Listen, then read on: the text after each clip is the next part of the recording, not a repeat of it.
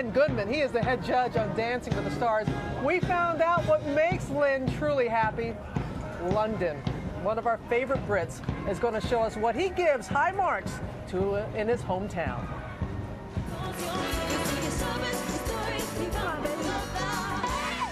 All you do is shake your butt and get the women screaming. But I can't get excited because it's not exciting. It was consistent. It was terrible from start to finish.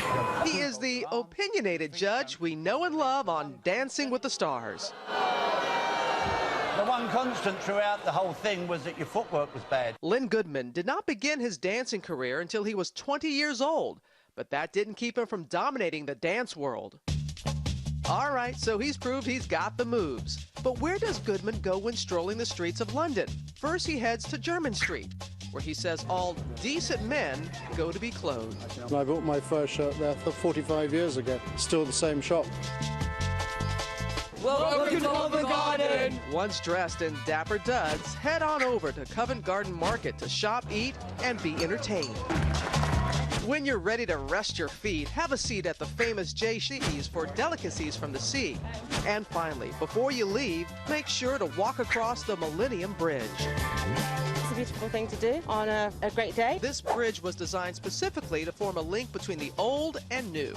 On one side of the Thames River, the historic St. Paul's Cathedral. On the other, the Tate Modern Gallery. So how does Len's London shape up? The judges have their scores. 10! 10. From Len, the 10. And joining us now is Len Goodman, the star of Dancing with the Stars, elite judge. Thank you for allowing us to be in your hometown. All my pleasure, really. I never dreamt I'd get this close to watching all this, so it's a joy. And it doesn't get old for you at all, does it? No, it never has and it never will, because I think we do this stuff so well, you know, and it's just a thrill for me being from London and an Englishman to be able to watch it. Makes me proud. I know, and I can sense that from you. And you were telling us earlier that, you were 7 years old when right. Queen Elizabeth, her coronation. We had a street party, and we bought a television. We were the first ones in our street to have a TV so we could watch the coronation. Wow. So everything to do with the Queen from a young age has been great. Well, that's, from such a young age, as you said, this is the Queen that you have known. So That's right. that makes it even more special for you. Yeah. As long as I can remember, she's always been there, you know, and always good things.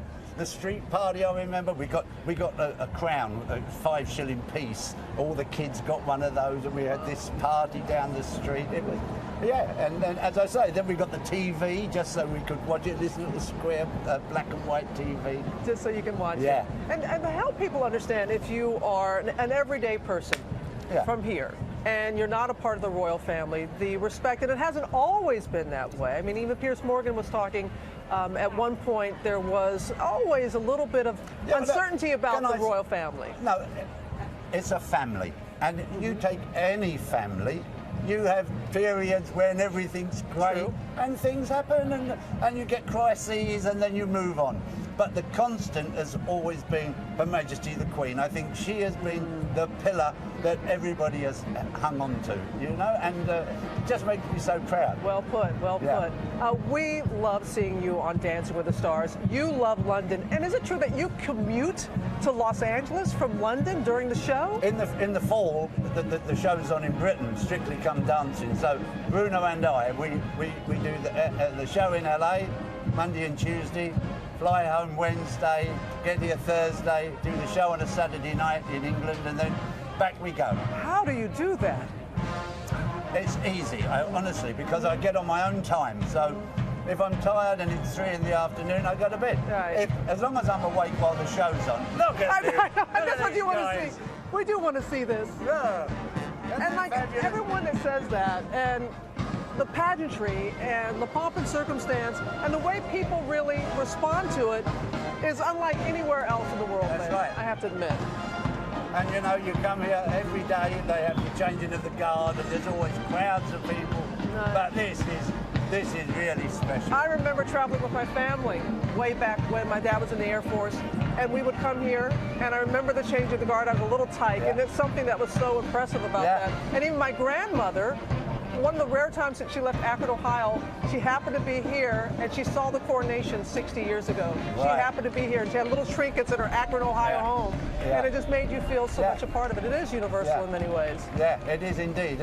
And I've still got all the memorabilia that I got as a 7 or 8 year old from the coronation. I've still got all that stuff. It's some of my treasured possessions. Well, it was great to talk to you about this. We'll have you back another time to talk about the all-stars of Dancing with the Stars. On. But today, it's all about the Queen. That's Hey, right. Lynn, thank you.